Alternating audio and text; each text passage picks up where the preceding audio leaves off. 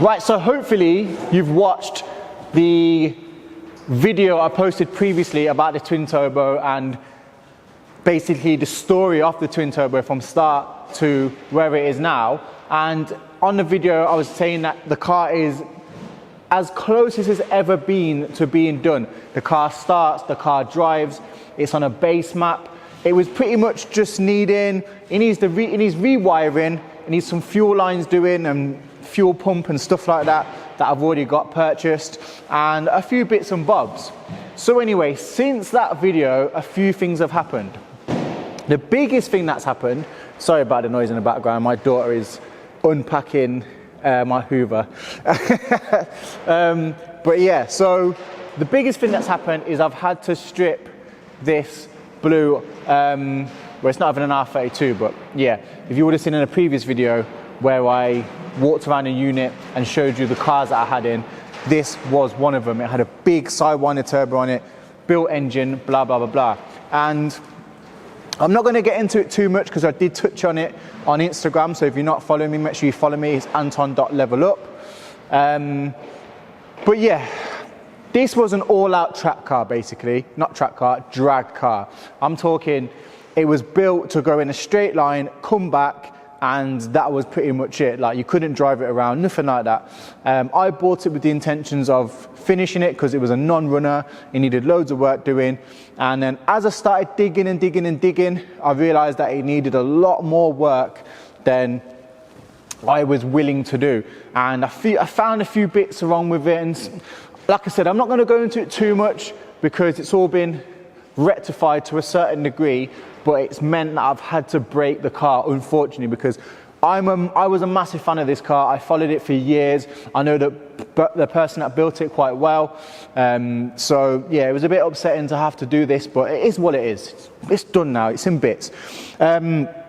So why does this link into the twin turbo? So basically, in order to be able to get some all or nearly all the money back or make use of having to break it, I'm going to be using some parts off this car because this has got some tasty parts on it, and yeah, I'm going to put them to use. So first thing that I'm going to be using is the sequential gearbox, which is right in front of me here. So here we have a Quaife sequential gearbox.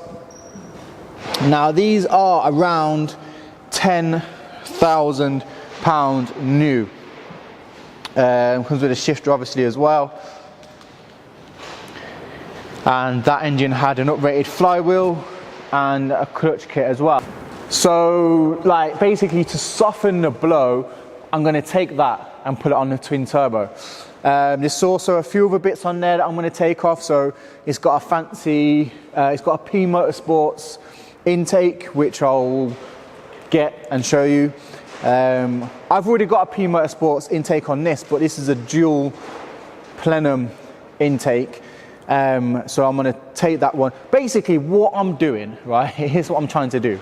I'm trying to get as much money back as I can, because I don't want to just break it and get my money back, you know, because that means the whole exercise has been pointless. So if I can get my money back and get a few cheap parts out of it, kind of like what I used to do. This is how I got into what I'm into now, by breaking cars and taking the parts off for my own cars, and years later I am where I am now.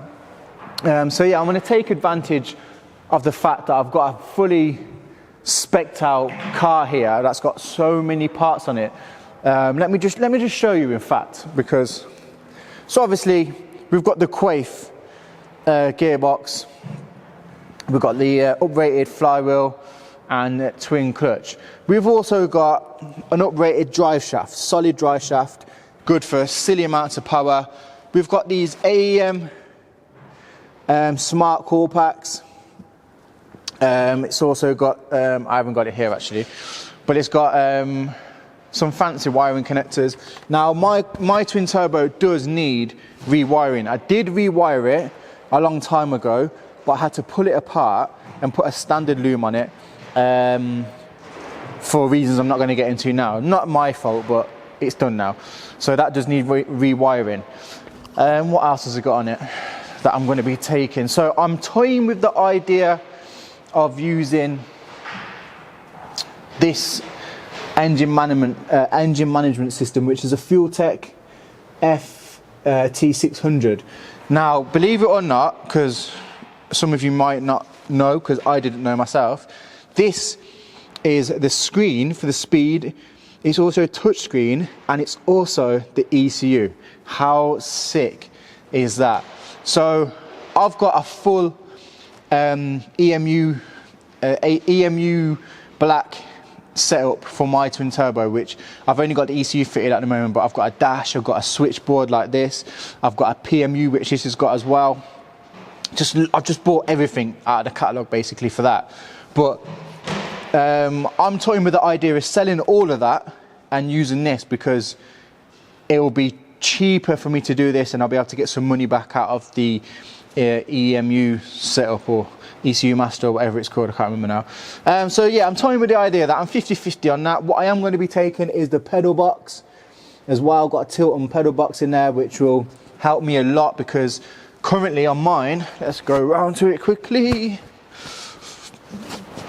I've got a Chase Bays servo delete, which, yeah, it's good, it's just not great, and I just wouldn't trust it over that for what I'm planning to do.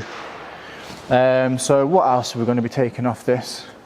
Yeah, pretty much it. So I'm going to be, a lot of this car's got Fueltech everything. So Fueltech ECU/dash, it's got the Fueltech switchboard, and then even on the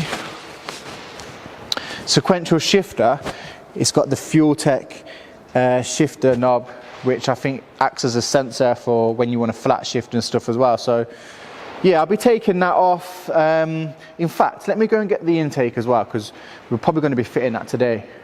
This is the intake that I'm going to be using.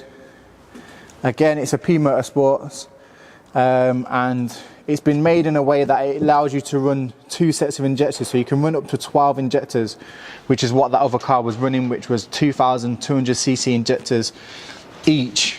It's also got this absolutely enormous throttle body as well, which I'm not too sure if I'm going to use, and then we've got a blower valve as well, which I think is a tile one.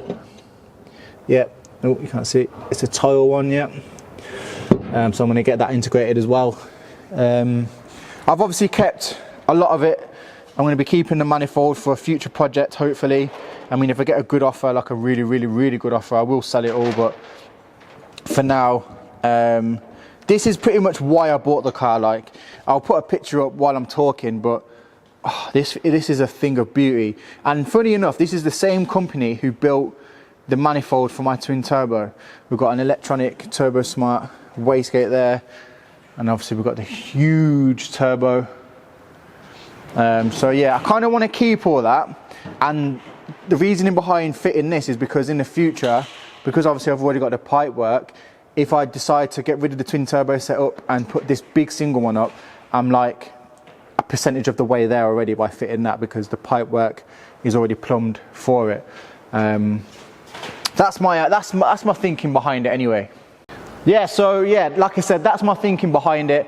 I'm genuinely gutted I had to break this car, and I kind of built up a little bit of a hype around it. People were reposting it, and you know, I was getting followers off it on Instagram and stuff, which is what I didn't do it for followers. Like, this car cost me thousands and thousands and thousands of pounds. I really wanted to build it, but when I found out the issues with it and how much it was going to cost to rectify, and when I thought about it, I was like, right, this is a drag car. Am I going to be using a drag car? Am I going to go to the strip? Am I going to spend? I'd have to buy a trailer. I'd have to buy special fuel. The engine would need rebuilding every so many miles, because the engine that was in it was fitted with aluminium rods that only last about 10,000 miles on 1,000 brake horsepower, which this car was going to be pushing more than that. So I'm gutted, man. I'm absolutely gutted. And I ended up selling my own Sidewinder turbo setup that I had made stupidly cheap so I could buy this. So I am determined to keep that Sidewinder turbo setup and in the future fit it. So anyway, that's enough of that. Another thing that I'm going to be using off this car is the brake setup. This has got, well, let me show you what it's got. This has got a AP touring car racing setup. So nothing fancy looking, but they're absolutely huge. Obviously painted blue, rotors, which obviously will get changed, but yeah, huge brake set. What I thought was sick, which I've never seen before, obviously this is all quite new to me. I think I've moved it actually. Yeah, I've moved it. Never mind, I don't know where that is. That's going to annoy me actually. Is it over here? Yes, here it is. Look at these pads. I've never seen anything like that before, so that's how they sit in. So I thought that was pretty sick. But yeah, like I said, I'm just taking advantage of having all these parts around, and I'm going to make use of what I can. Right, yeah, so I'm going to be using those brakes off this. I had forged brakes on the twin turbo that I had refurbished, absolutely mint, and I ended up selling them just recently actually. So I've currently got no brakes on the twin turbo. So like I said, it's a bit of a backward step at the moment because I'm taking parts off, but like I'm improving it for like the future basically. This is going to be one spec car. I really hope it works when it all comes together. So today what I'm planning to do, I've only got a few hours to do it because it's school holidays. I've actually got my daughter in the back with me, as I said, so I've got to keep her entertained, but I'm going to quickly try rip the twin turbo engine out. It's not much to it. There's not much to it because obviously most of the engine has been deleted. Engine bay's been deleted, so I'm just going to pull the front end off, undo the drive shafts, and hopefully just drop it out from the bottom, and then get the old gearbox off, get this gearbox on, and yeah, go from there. So here we go. Let's skip to the time lapse.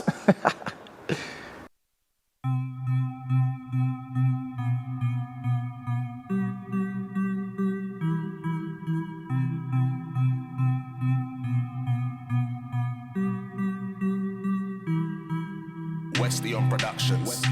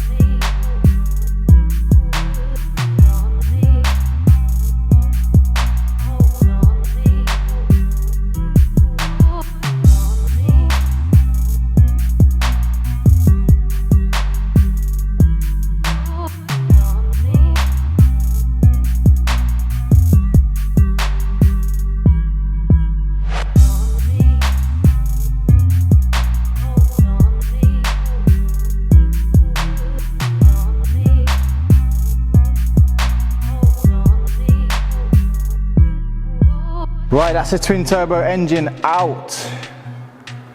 Didn't take too long, although it didn't take too long, it took too long, if that makes sense. It was quite quick, but a few niggly bits got in the way. So, for those that haven't seen this setup before,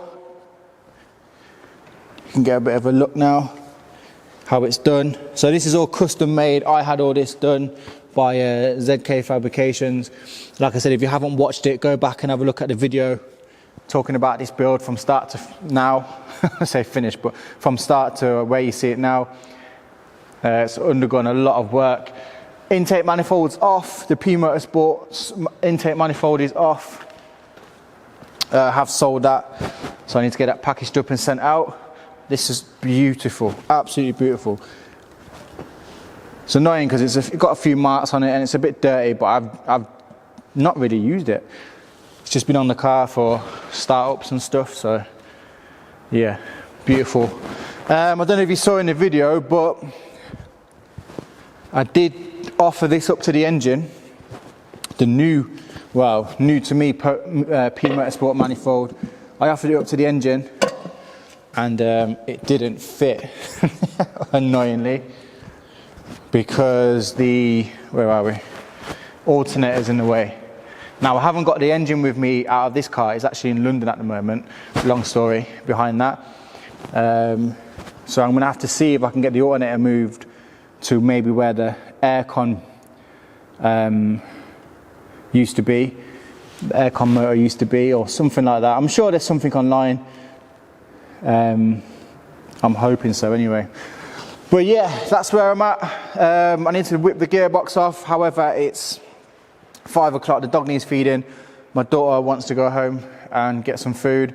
So I'm probably gonna pop back down later on my own, whip this gearbox off. I can't remember, well, I haven't seen the clutch and flywheel on this engine, so it'd be interesting to see which one it is. Pretty sure it was new, because this engine is a fully built engine. It's a 3.3 actually, fully built, top to bottom, stripped fully by the previous owner of the engine, not of this build, but it's a long story. If you go and check out the other build, it's an hour long, but it's worth the watch. And it will tell you about the history of this car, this engine. So yeah, I'm looking forward to it now. I've been putting it off, but it's out.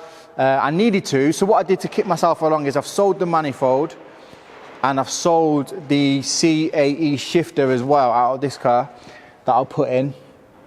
So, you know, I need to get them out and sent to the new owners. So, you know, I can't just sit around twiddling my thumb. So I'm gonna get that all sorted, hopefully in this same video. If not, thank you for watching and catch me on part 2, but I'm pretty sure I'll smash it into the same video.